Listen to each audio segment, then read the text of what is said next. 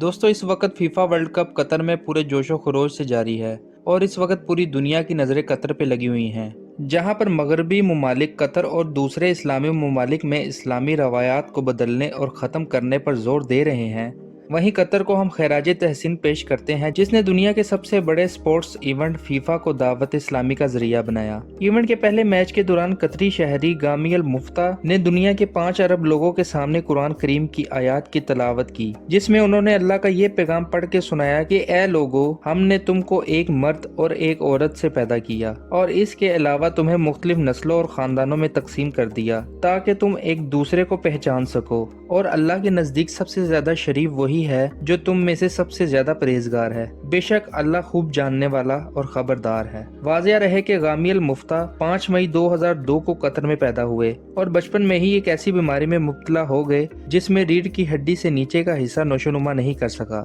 इन्होंने कुरान पाक की इन मखसूस आयात की तलावत इस वक्त की जब दुनिया के तकरीबन सभी रंगो नस्ल के लोग स्टेडियम में मौजूद थे और बाकी लोग अपने अपने घरों के अंदर बैठकर वर्ल्ड कप का ये इवेंट देख रहे थे, ताकि पैगाम खुदाबंदी लोगों तक पहुंच सके और लोग इस पर गौर व फिक्र कर सकें। तबलीग इस्लाम का ये सिलसिला सिर्फ कतर के स्टेडियम तक ही महदूद नहीं है, बल्कि इस वक्त कतर के अंदर पूरी दुनिया के मजहबी रहनुमा और स्कॉलर्स मौजूद हैं, जो कि मुख्तलिफ ज़बानों में लोगों के सवालात के जवाबात देने में मसरूफ हैं। मुल्क भर की मसाजिद में दिलकश आवाज के मोहसिन मुकर्रर कर दिए गए हैं और मसाजिद को इस्लामी म्यूजियम के तौर पर पेश किया गया है। इन मसाजिद में 24 घंटे में किसी भी वक्त कोई भी आकर इनको देख सकता है और इससे भी बढ़कर जगह जगह आप सल्लल्लाहु अलैहि वसल्लम की अहदीस मुबारक को फ्लेक्स और बिल बोर्ड्स पर नुमाया किया गया है। मुल्क भर में कुरान मजीद, अतर, हिजाब और दीगर इस्लामी चीज़ों को बांटा जा रहा है और सबसे बढ़कर डॉक्टर जाकिर नाइक भी इस वक्त कतर के अंदर ही मौजूद हैं और डॉक्टर जाकिर नाइक अगले 1 महीने तक कतर के अंदर तबलीग इस्लाम का काम करेंगे